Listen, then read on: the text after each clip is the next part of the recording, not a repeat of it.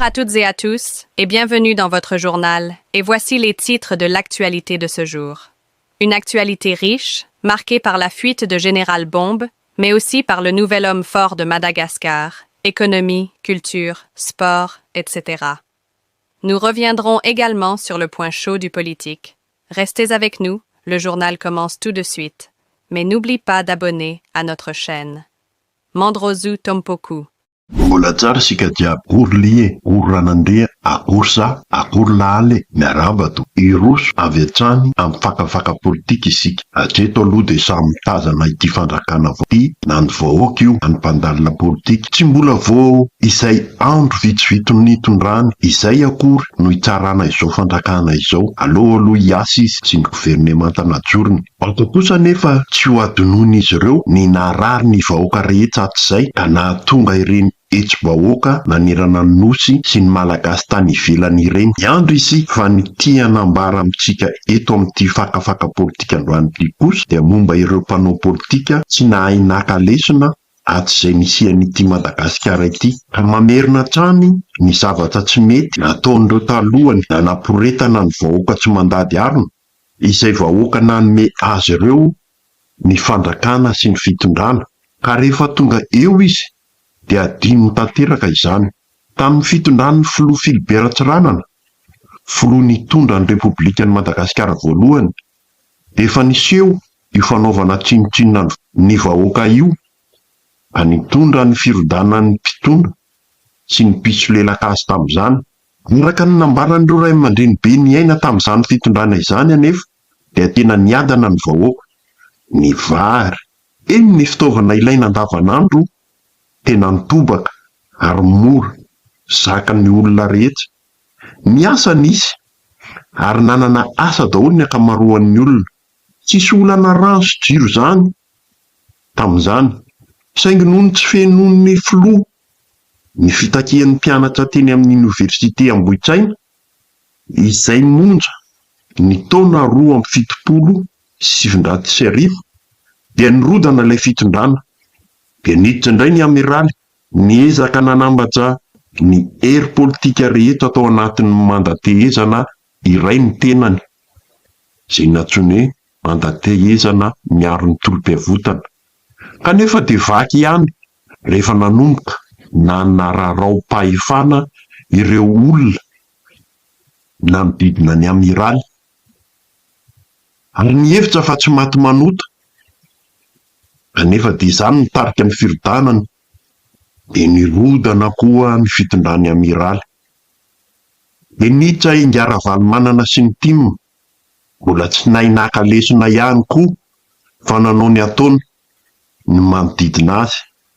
dia nidaboka koa nanaraka indray ny ASVM manotariany ingara Jonary Mampianina dia nanao tsindry azo lena sy aferafera maloto koa ireo mpitondra niaraka taminy dia iny koa fa nirodana ity fandrakana farany notariany ingara Joelina sy ny volomboasary ity no nahita faisana farany no ny tsy fenona ny feom-bahoaka ity fitondrana fiarany ity no asiantsika resaka amin'ity fakafaka politika ity iza tokoa moa no hanapofa irodana iny fitondrana volomboasary iny tena voahidy avokoa na ny ministera rehetra na ny sapana rehetra teto amin'ny tany sy ny fandrakana malagasy tamin'ny andron'ity fitondrana farany ity rehefa toerana na faritra ahitandry zalahy bizina dia efa azo ireo avokoa izay mianan-kendry misoka-bava manohatra dia any ampondra tsisy fitsarana mihinana mangahazo rak'ilay fiteny nalaza tamin'izany azo ireo ny tanàna mifoso tsara malagasy sady tsy matahotra higadra ireo olombitso no mitavana ny arena misy eto amintsika tena tantely afa-drakitra tokoa ny harem-pirenena tamin'izany tsy vita ny tavana sy efa mangalatra nefa zareo ireo fa mbola mahay vava sy manambany ny malagasy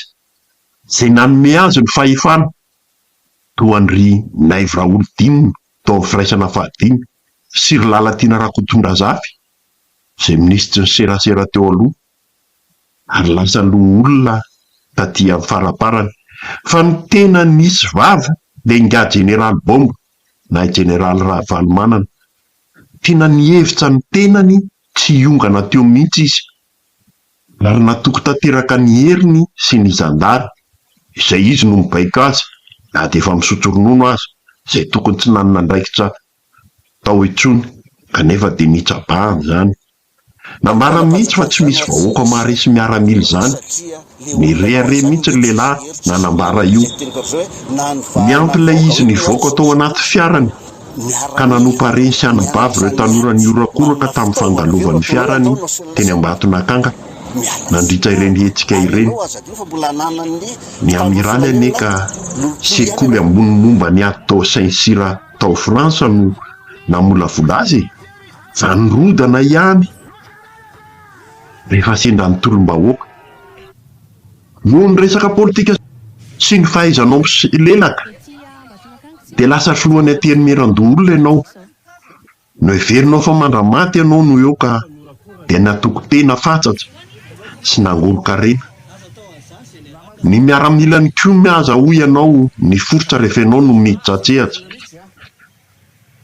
Tsy nahay nakalesina tamin'ny tantara lasa ianao Andriamatoa Ravalomanana na i Bomba. Tsy nahay nakalesina ianao sy Rajoelina ka nihevitra ny Malagasy tsy hitsotso mandrakizay. Ilay lefitra foana rehefa ampitahoana sy gadraina. Tsy atopoko, ny tsy hono no fola mandefitra fa tsy ny Malagasy. Ary ny vavano tsy atao be hono ny mamerina azy sarotra. Aiza ianao zao? Naharo anao ve ny zandary? Tsy nampoizinay Malagasy mihitsy ho ianao iny no nolefa toy ny mpangalatra. Azafady, kay tokoa mo mpangalatra ianao sy reny namanao nilefa rehetrarehetra ireny. Eto am-pamaranana any am-pandosirana any ianao zao mahatsapa tsara fa mafy ny vahoaka eo anatrehan'ny hery famoretana. Amin'ny miaramila io, mafy ny vahoaka rehefa tsy zaka intsony dia mitsotra izy. Ary mafy, tena mafy ny vahoaka malagasy rehefa leo. Mbola ambarako ihany tsy nahay nakalesiny ianareo fa izao ny afara amin'ny fandosirana sy fanaovanareo sesitany ny tenanareo izao. Izay indray no azo ambara tamin'ny fakafaka politika iny. Mandram-piona vetivety indray tompoko. Azo ninona ny tsara rehefa zay mahasolo lalàna ny azo amboariny saka zay mahasolo vahoaka na 5e mandat zay nge makarary andohany reo dia zany ho zonon'ireo faty zao nefa mbola velona somatsara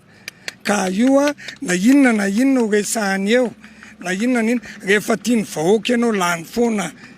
dia rehefa hanova lalam-panorenana aritsika dia sy vo manao tsizy zay anao eny dia zay maresy amin'ny maresy fa tsy olona kely 100 tsy olona kely 10,000 sy 1 alina zany akory ny sakana fampanotrona eto. Azo resahana tsara zany ka izy ary nasolontsika filohan'ny Rajoelina Ravalomanana efa président Ravalomanana efa rotrotroka tsisy tsony izy tsy teny 10% tsisy tsony eto filohan'ny Rajoelina ny mbola matanjaka eto